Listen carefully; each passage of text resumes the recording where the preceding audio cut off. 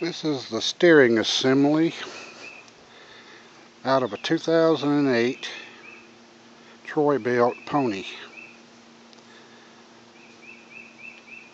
You can see the teeth are eat up pretty bad on it. My steering went out and I had to replace this, and this is what I'm going to show you how to do. As you can see, there's the screw that's at the very bottom, and it was really hard to get out. I used a pair of channel locks to take this off, and it came off pretty simple with that. But before that, I had broken a couple of wrenches trying to move this. It's on pretty tight, but the head is big enough, as you can see. Even when it's screwed in all the way, you can get a pair of channel locks around it and get enough torque to remove it. But as you can see, there's the way the head looks on it. I suggest replacing everything when you do this. This right here that you see, that more or less holds everything in place at the bottom.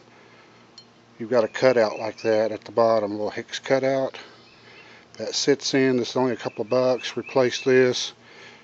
Everything you get down here is a couple of dollars. The shaft itself, you're replacing the entire shaft. It costs about $35, so you'll have about roughly 40 bucks tied up in your purchase. And there's the Troybilt lawnmower pony. 7-speed transmission.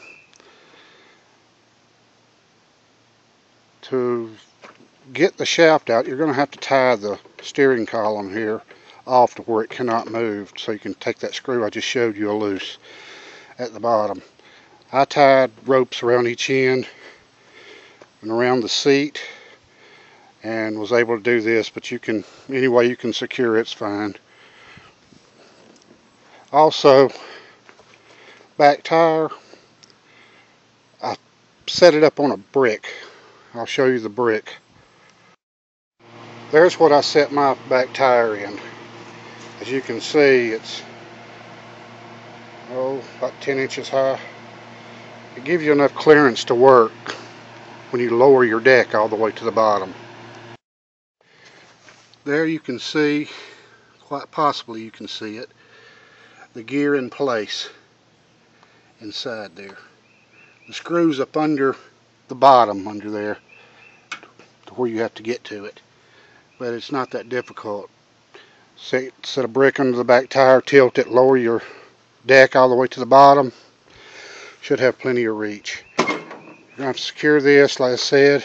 Once the screw is taken out, pop this with a screwdriver, take the little nut out that's in here. You'll be able to pull the steering column out of your way. This will have to be removed too, and the screws are up under there. I took this off to give me a little more room. You're going to find it a little roomy trying to work under there to get that.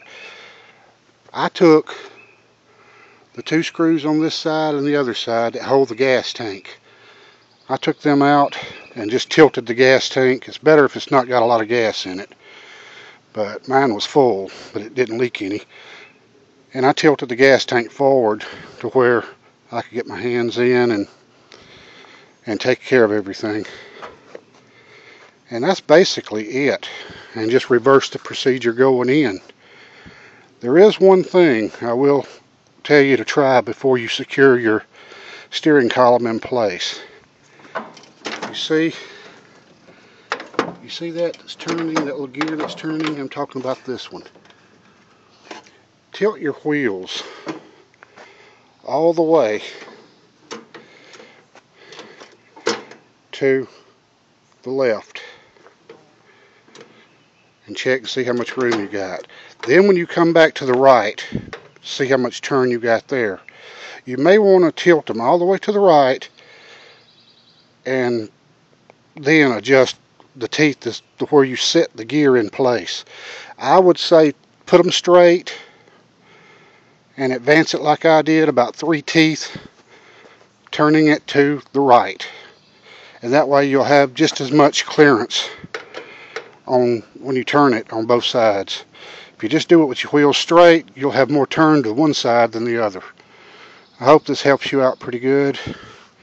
I had a little problem when I didn't know what to do the first time, but it was pretty much self-explanatory once I got under there. So hope this helps. I'm glad you watched. I hope this helped you a lot. Thank you.